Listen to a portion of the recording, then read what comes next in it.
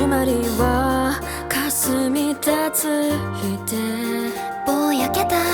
光の中紡ぎたいとともに目を細め会いましょうさ。春をさらったまたあると信じて春を急いでまき散らすだろう春に聞こえた花を越え言葉はもう静かにやり過ごす咲いてく当たり前儚くは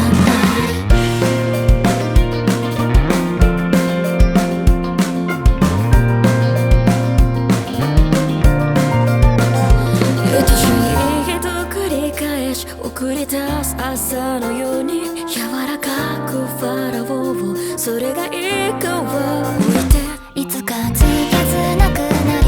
開ける空の光景夢が抜けない君は手招く次の場所へ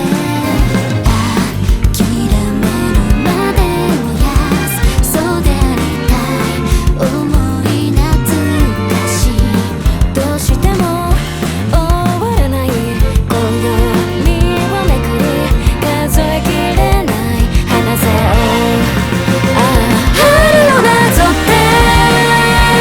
同じ幸せかき春に宿った香りにまた春に降らした心を奪う雨もう真実さえはなくてもいられず予想から残さずに散ってつまらない距離そっと青く色づき何一つ飾らない思いへ染まる前に手を伸ばして